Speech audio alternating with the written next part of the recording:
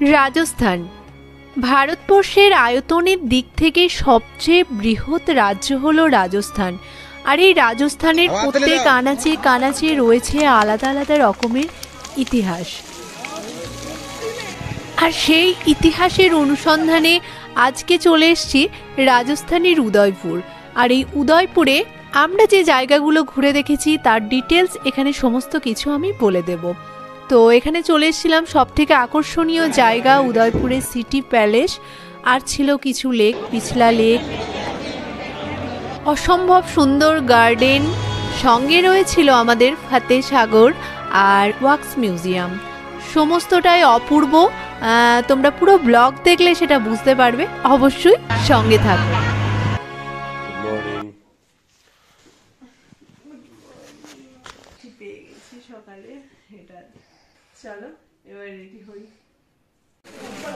সকালটা শুরু হলো আমাদের বেডটির পর ব্রেকফাস্ট দিয়ে। ব্রেকফাস্টে যদিও লুচি আর ছোলার ডাল ছিল, কিন্তু প্রত্যেক দিন লুচি ঠিক সহ্য হচ্ছিল না, তাই মুড়ি খেয়ে নিয়েছিলাম। আমি তন্ময় দুজনই, আমাদের গ্রুপে অনেকেই খেয়ে নিয়েছিল মুড়ি আর ছোলার ডাল।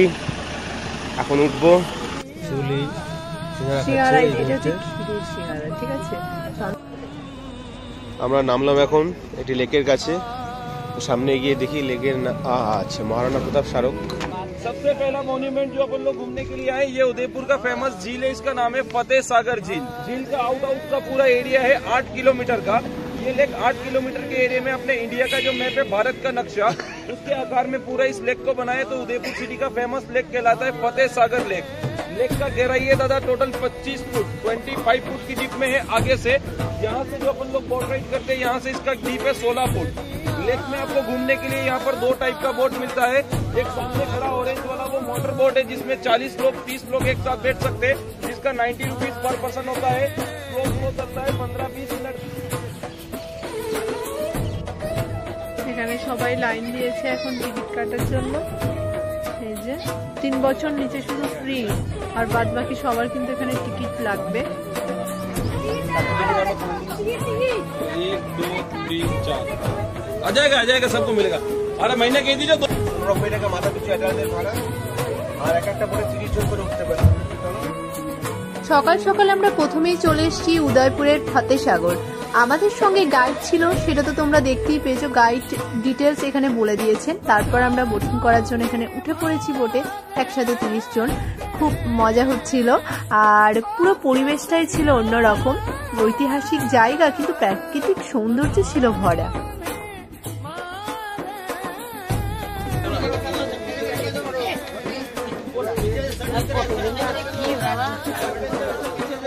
বাবু বাবু একটু ভোট দাও। ভিজে হয়ে আছে।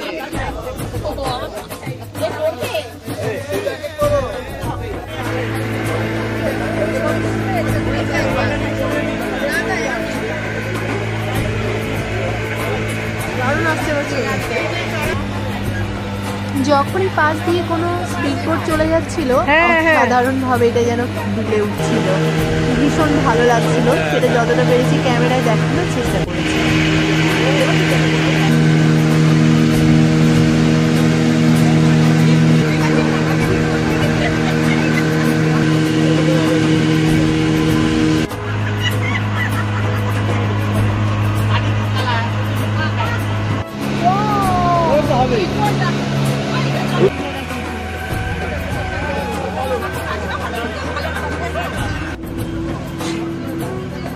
এখানে গাইড যদি গ্রুপে যাওয়া যায় খুবই সুবিধা হয়, যে অল্প টাকাতে মোটামুটি গাইড মিলে যায়।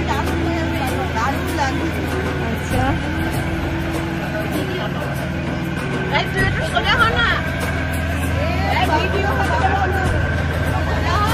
দারুণ আসছে, দারুণ। কেমন লাগছে? ভালো লাগছে। হ্যাঁ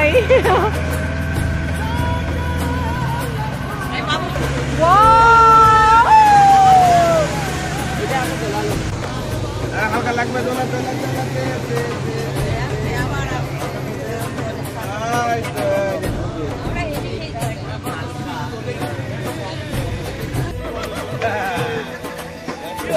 এসো।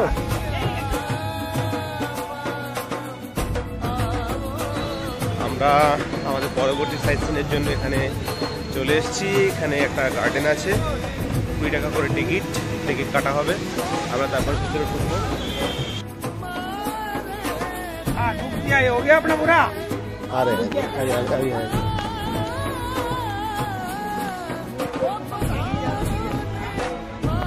ओल्ड टाइम के अंदर राजा की जितनी भी रानियां महलों में रहती थी, घूंघट का समय था। घूंघट को हटाने के लिए पार्क बनाया, नाम रखा सेलू की बाड़ी। सेलू मीन्स फ्रेंड, बाड़ी मतलब बगीचा। अभी हम लोग देखेंगे वेलकम फाउंटेन। आइए ওয়েলকাম ফাউন্টেন, চারিদিকে ফাউন্টেন আর ফাউন্টেন, জলে স্লিপ। রাস্তা দেখে কিন্তু স্লিপারি হয়ে গেছে।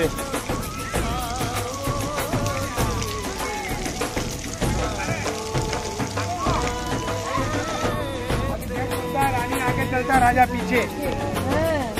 अभी अंदर जो है आपको आवाज सुनाएगा, बारिश की आवाज। ফটোগ্রাফি চলছে এখানে, সবাই পোজ দিয়ে দাঁড়িয়ে আছে। এটা হচ্ছে ওয়েলকাম গেট। এই গার্ডেনের মধ্যে জলের এই আওয়াজটা একটা আলাদা মাত্রা এনে দিচ্ছিল। জলের আওয়াজটা শুনলে হয়তো তোমরাও সেটা ফিল করতে পারবে, কত সুন্দর এর সৌন্দর্য ছিল। এটাও ফাউন্টেন, কিন্তু এখানে এমনভাবে জলগুলো পড়ছে, একটা বৃষ্টি পড়লে যেমন শব্দ হয় তেমন একটা প্রতিধ্বনি হচ্ছে বারবার। ভালোই লাগছে, বেশি কাছে যেও না আবার। रोने लगी, उसको हंसाने के लिए बनाया।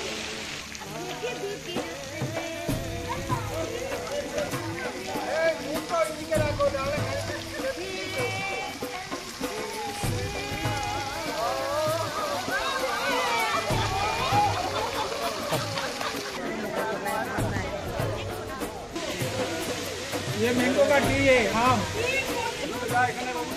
রাসলীলা, হ্যাঁ এটা একটা গার্ডেন এর পার্ট।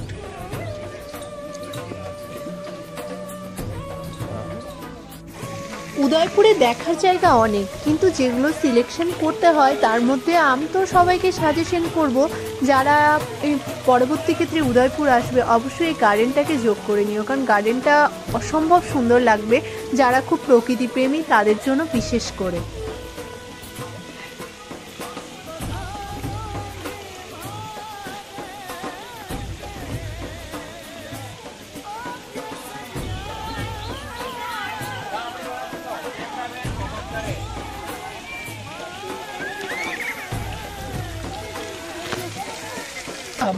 सामने देखो बने हुआ रानी के बैठने का जगह। अच्छा, राजा के बैठने की जगह उधर है। रानी से दूसरों के राजा का रानी का बर्थडे होता है, इधर लोग करता था घूमर, गुजरात का करता ना गरबा। अभी राजा रानी चला गया। राजा रानी कौन है आप लोग? अभी इधर अभी आप लोग इसको डाउन करेगा, घूमर डाउन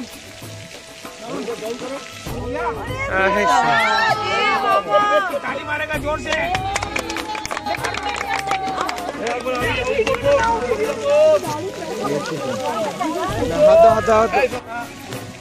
इस गार्डन से लेक आपका 120 फीट हाइट पे बना हुआ है। वहाँ से पानी आता है, उसको कंट्रोलिंग करके फाउंटेन चलाया जाता है।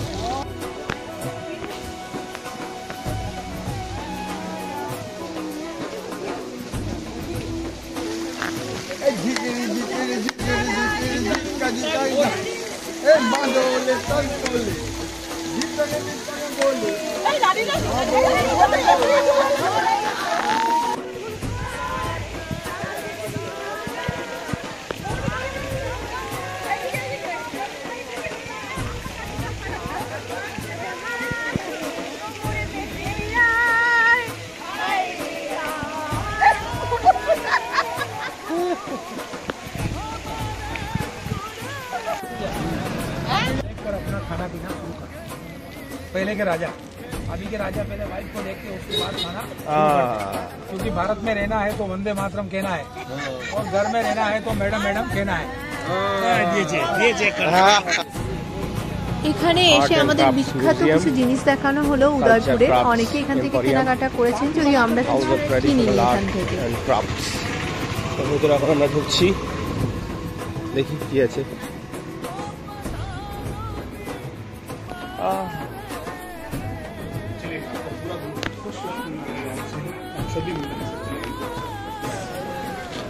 ওয়াক্স মিউজিয়াম, এখানে বিভিন্ন সেলিব্রিটিদের সব মোমের পুতুল আছে, সেগুলো আমরা দেখবো। 100 টাকা করে টিকিট কাটতে হবে এখন আমাদের। এই ওয়াক্স মিউজিয়ামে বাচ্চারা এলে খুবই খুশি হবে, কারণ তাদের জন্য ঐতিহাসিক জায়গা, এটা যেন আলাদা প্রাণ ফিরে পাবে এখানে এলে। তাই অবশ্যই তোমাদের সাথে ভিডিওটা তুলে রাখো।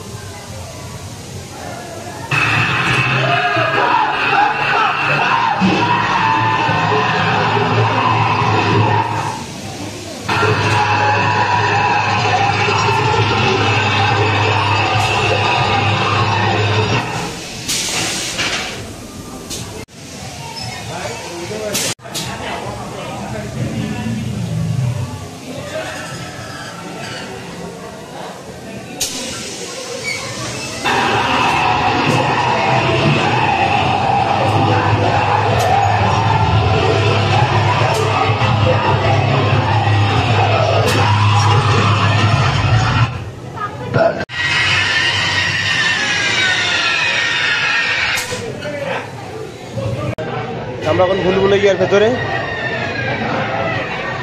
কোথায় আছি আর কোথায় যাব? এদিকে কাজ, এদিকেও কাজ।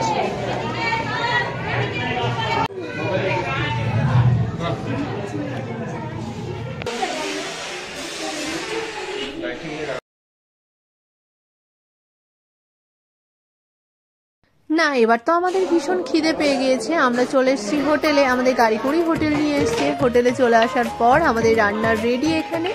এই ছিল আমাদের দুপুরের মেনু, অসাধারণ রান্নাও ছিল।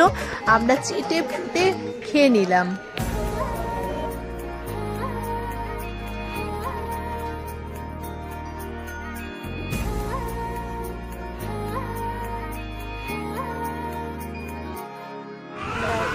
প্যালেস যাচ্ছি, তো অটো করিনি, আমরা হোটেল থেকে পায়ে হেঁটে 1 কিলোমিটার রাস্তা হোটেল ডিজায়ার থেকে পরে রেস্ট নিয়ে বেরিয়ে পড়েছি। দেখি কীরকম রাস্তা।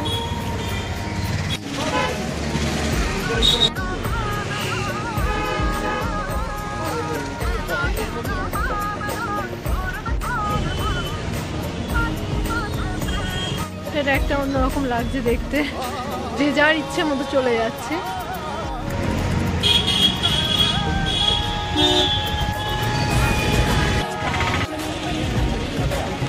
আমরা এখন প্যালেসের সামনে চলে এসেছি। হোটেল থেকে 15-20 মিনিটের হাঁটা পথ।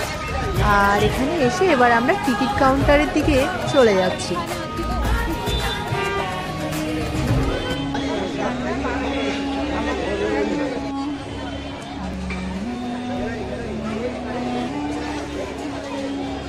আমরা এখানে টিকিট করে দিয়েছি। এখানে যারা অ্যাডাল্ট তাদের জন্য 450 টাকা টিকিট, যারা সিনিয়র সিটিজেন তাদের জন্য 300 টাকা টিকিট, এবং আরও ছোটো বাচ্চাদের জন্য 200 টাকা 200 টাকা টিকিট। তো আমরা 4টে টিকিট কেটেছি, টোটাল 1800 টাকা।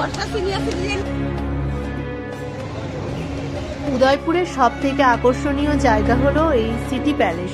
তো এখানে যারা ভাববে যে 50 টাকার টিকিট দিয়ে দেখবে, তারা শুধুমাত্র বাইরেটা ঘুরে দেখতে পারবে। কিন্তু উদয়পুর এলাম আর সিটি প্যালেসের ভিতর অ্যাকচুয়ালি মিউজিয়াম দেখবো না, সেটা কি হয়? তো আমরা সেটা মিস করতে চাইনি, তাই আমরা 450 টাকা দিয়ে টিকিট কেটে নিয়েছি। এখন আর সময় পেলাম না।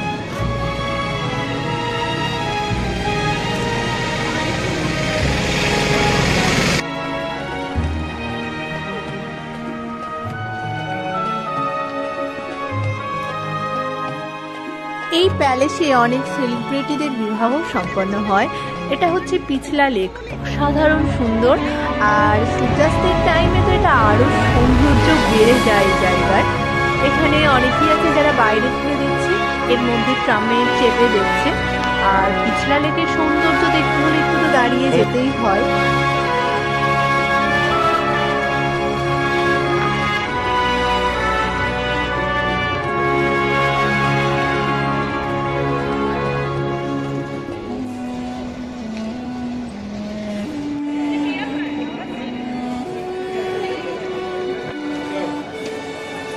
আমরা এবার যেটা দিয়ে প্রবেশ দ্বার, সেই দ্বার দিয়ে আমরা ঢুকে গিয়েছি। তারপরে চলে এসেছি সিটি প্যালেসের বাইরেতে। কি কি আছে এখানে সেটা এক নজরে দেখে নেওয়া যাবে। এখানে 1559 সালে মেবারের দ্বিতীয় রাজা এখানে রাজধানী স্থানান্তরিত করেন।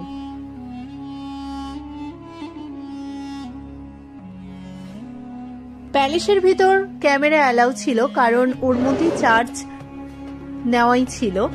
এই যে এখানে যে চিহ্নটা দেখা গেল, এখানে রাজারা ছিলেন সূর্যবংশীয়, তাই এই যে সূর্যের মতো যে জিনিসটা আছে অ্যাকচুয়ালি এটা তামার, আর ভিতরে অল্প কিছু ছিল সোনার কাজ করা। এই শস্ত্রাগারটায় অসাধারণ সুন্দর ছিল।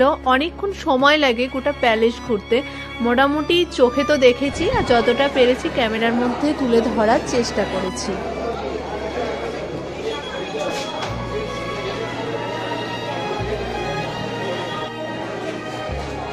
যত প্যালেসের ভিতরের দিকে যাচ্ছে অনেক জিনিস দেখতে পাচ্ছি। এখানে যে মূর্তিটি রাখা রয়েছে এটা ধরে নেওয়া হয় 400 বছরেরও পুরাতন মূর্তি।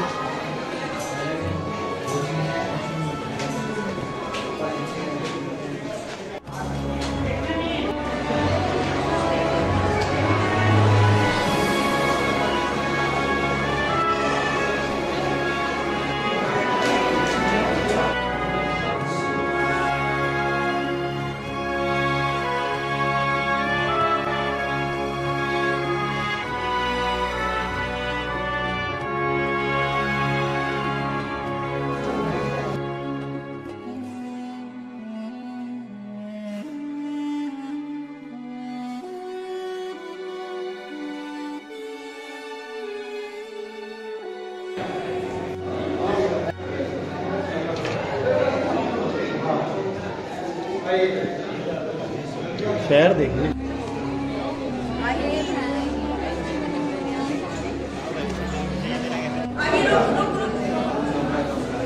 সত্যি এই প্যালেসের ভিতর দেখলে বোঝা যাবে প্রত্যেক কোনায় কোনায় কতটা ইতিহাস ছড়িয়ে রয়েছে।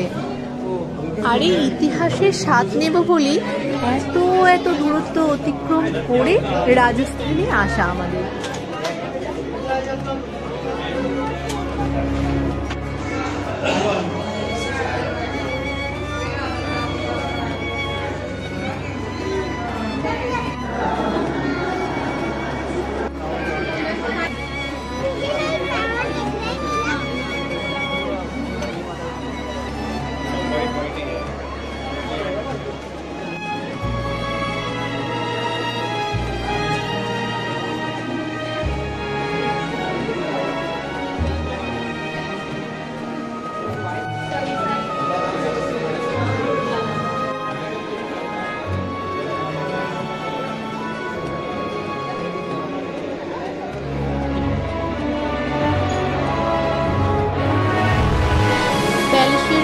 রয়েছে রানীদের ব্যবহার্য জিনিস, অনেক অনেক কিছু, তাদের স্নানাগার, সমস্ত কিছু এখানে খুব যত্ন সহকারে রয়েছে।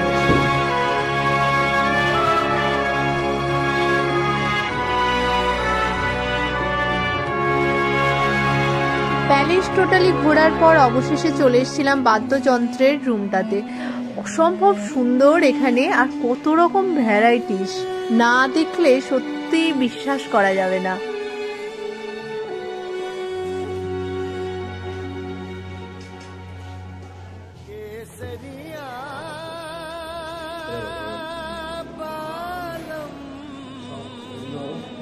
আমরা এখানে সব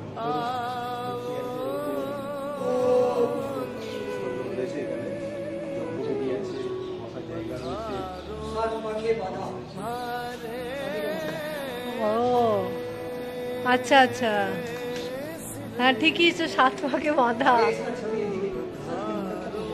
ছাতনা তলা।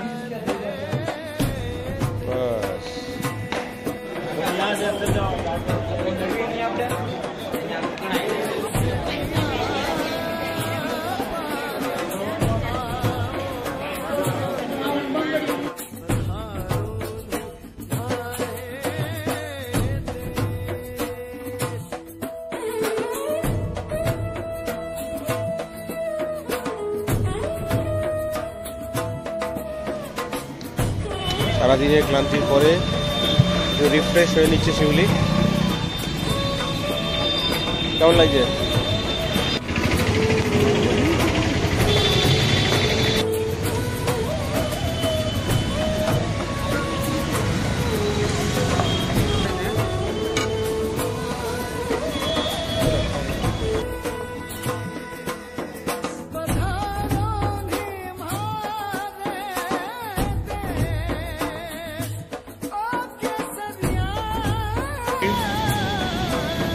এটা উদয়পুরের একটা অন্যতম স্ট্রিট ফুড, সব কিছু দিয়ে বানিয়েছে। চাটনি দিয়েছে, ঘুগনি দিয়েছে, সেও ভাজা আছে এবং ফুচকা আছে, পেঁয়াজ আছে। আমাদের প্যালেস ঘোরার পর মোটামুটি সন্ধে হয়ে গিয়েছিল। এখানেই চলছিল একটা তিব্বতী মার্কেট শীতের। তো এখানে একটু আমি আর তন্ময় ঘুরে দেখলাম, কিন্তু যদিও এখানে খুব এক্সপেন্সিভ না, আমি তন্ময় কিছু কিনতে পারিনি এখানে, অ্যাকচুয়ালি কিনিনি এখানে কিছু। তারপর আমরা হাঁটতে হাঁটতে স্ট্রিট ফুডের দোকান দেখতে দেখতে হোটেলে পৌঁছালাম।